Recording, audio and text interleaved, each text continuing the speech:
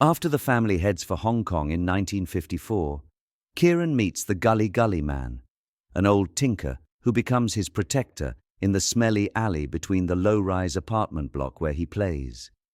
But it's not all fun and games. Chapter 2. Bonkers in Honkers. By 1954, and as suddenly as the forests and sausages of Germany came and went, the universe delivered us a surprise posting to Hong Kong. I often wonder how Betty reacted, or how the postings were communicated. I can recall snippets of conversations between them about what was coming up next. "We're off to Honkers, darling." "Honkers? How delightful." "Will you travel with us, darling?" "No, darling. You and the boys will travel on a passenger ship and I shall follow up soon enough." Hustled onto a troop ship, we boys got mumps and had to be isolated. The swelling of your jaw makes you look like a hamster. All this appears only as flashes of feverish memory to me. The army always magically delivered everything up front in wooden tea chests. Our family was assigned the 4th floor of a low-rise in Chatham Road, Kowloon. This flat loomed over smelly Chinese back streets. Well used to change by now, we just got on with it and explored our exciting new environment. Ted was probably on his way by some other means, so we did whatever we wanted while Betty made the place habitable. The back entrance of the flats snuck in from an alley which turned at right angles from a side street. Straight away, we noticed an old Chinese fellow sitting at a stall at the alley entrance. I never discovered where he came from, so I gave him a name, the Gully Gully Man. He seemed older than the world. I suppose everyone seemed ancient to me then, because I was on the cusp of being 6. Eventually, Ted arrived, and order to the home was partially restored. The Gully Gully Man was by trade a cobbler.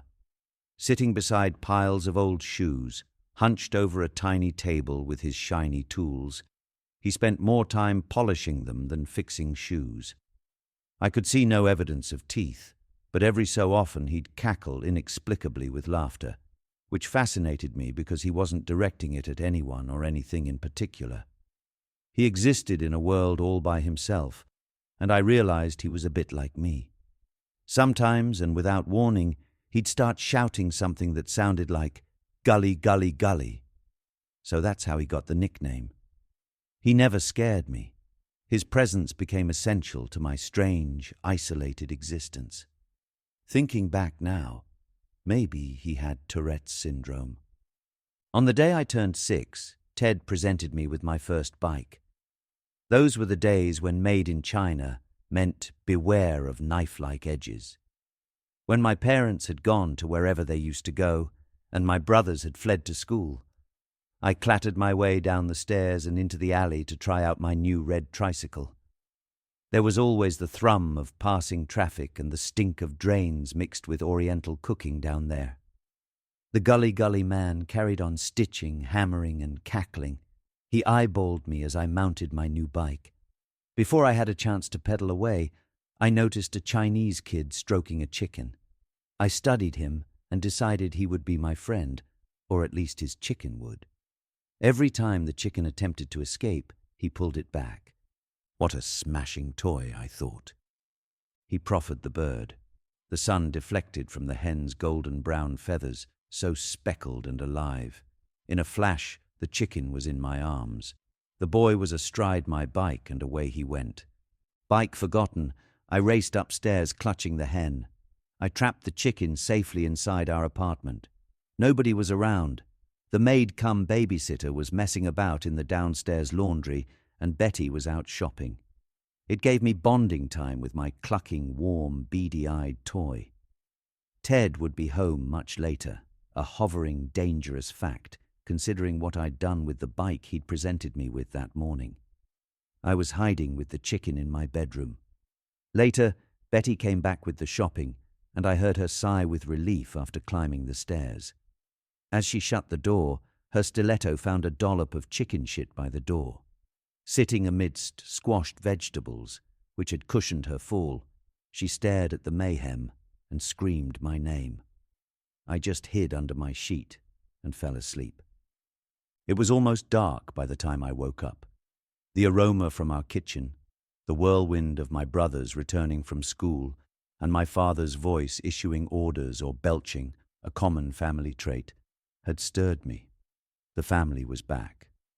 I stood there, a picture of innocence, looking around for my chicken and fearful of the imminent birthday bike backlash bound to emerge once the truth was known. I was picked up and plonked onto a dining chair. There was a nice cake with 6 candles burning on the table. "What's for supper?" I asked. Our maid smiled a graveyard smile as she brought me a plate and stuffed a serviette into my collar. "Your favorite," she replied, her eyes all slitty and threatening. I didn't really connect with our maid. She shuffled a lot and gave me sidelong glances, and once fed me what I believed was cockroach rice.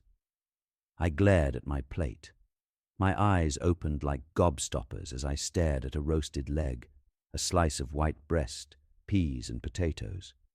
Already the family were tucking in with gusto. I remained in shock as they devoured my pet. I took my plate and rushed from the room. By the time I'd reached the ground floor, my eyes were streaming. I separated the gravy and vegetables from my friend and cradled her remains in my hands. Where had all the feathers gone? I rushed to the small garden in front of the flats and placed the single leg and slice of breast on the ground beside me. Carefully, I dug a hole with my hands, gently laid her remains inside and then covered them up. From 2 sticks, I crafted a cross and stuck it on top of the mound, and on my knees said the best prayer I knew. The rest is just a blur, but I do remember that Ted was a very loving father, and I could do no wrong. He would sit down on the sofa, take me in his arms, say I was beautiful, and that my nose was like a ski run. I'm not sure I liked that bit. My fear of him was always short-lived, because although he appeared large and looming in uniform and was a very dominating character, his eyes always softened when he saw me. My red tricycle was never seen again, and the incident never mentioned. I know Ted could see the odd side of what I did, and the grief that followed. The death of that chicken, and the way it occurred, left an indelible stamp on me, to this day remaining a clear example of life's ghoulish smorgasbord, my inaugural witnessing of death. Then there was the swift occurrence of yet another morbid event right on my doorstep. The alley was the limit of my adventures, a place beyond which I was forbidden to venture. A large gap dividing the flats above me was all I could see of the sky. Every so often I would see Michael and one of his friends playing a game up there. Michael liked dangerous games, entertainment with an edge. I knew Michael and Sean got home from school at a certain time because it was the most important part of my day. I also knew that sometimes they got to sneak away for half an hour before my mother would miss them. One day, while the Gully Gully Man cackled away to himself, I heard echoes of laughter up there on the roof. Michael was playing that game again. I cowered into the corner. Across the gap I saw a figure leap, then another going back again. It seemed a mile to me, but was really only a hefty leap across. Back and forth they went, cheering as they made it. The Gully Gully Man always got up from his chair and shook his head in anguish when they were up there. Then I saw a body sailing downwards and thought my brother had slipped. The Gully Gully Man had seen it too, and straight away braced his spindly legs and held his frail arms out. I was only a few yards from him and couldn't move. A ginger-haired boy crashed onto him with a wallop. What I remember most was the silence of this death fall. The Gully Gully Man had tried to catch the plummeting boy, but his arms collapsed from the weight. It hardly broke the boy's fall. I stared down at this dead body as the Gully Gully Man quietly rocked back and forth, cradling his arms. The pain must have been excruciating, or perhaps he was saddened by his failure to save the boy's life. Apart from anything else, I noticed only a slight trickle of blood on the boy's knee. He wore a khaki school uniform. One sock was rolled down, and his eyes were open and very still. There was nobody else there, just me and the old shoe fixer. It seemed so long before anything happened. Michael, his curly black hair in disarray, came into the alley and stood silently. Tearful parents arrived in horror. An ambulance, red lights flashing, parked at the alley entrance. A lot of very stunned people stood around gaping until Betty finally ushered me away. The death of my swapped chicken seemed to have a far greater effect on me than the dead little boy. I simply stared at him. It must have been shock. There are some other flashes I remember of Hong Kong, fleeting images of steep cliffs and golden beaches, big blue crabs and turquoise waters. I can see fighter jets noisily swooping over beaches, where Ted would take us to watch bombs dropping into distant waters. There's me picking up what my father said was a deflated weather balloon, which was in fact, I now know, a used condom. I recall a big army truck with a canvas awning picking up my brothers for school, and a ferry of some sort going to Kowloon and Macau. Amidst flashes of newspapers being thrown onto balconies, streets full of litter and funny smells, I remember a typhoon ripping into the flats, and a big shadowy hill called Lion Mountain. I have mentioned that my mother, Betty, was desperate for a daughter, my poor mum. I guess now she was quite lonely with Ted being away a lot. I doubt we really helped much, being the kind of boys we were, and I figured that both my parents hadn't really planned on having kids. We just came along. I found out much later she'd fallen pregnant again, but was diagnosed as expecting twin boys.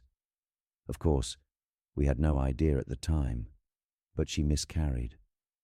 That event on its own would surely have traumatized her, but in those days, depression and loneliness were ignored with statements like, "Pull yourself together, old girl."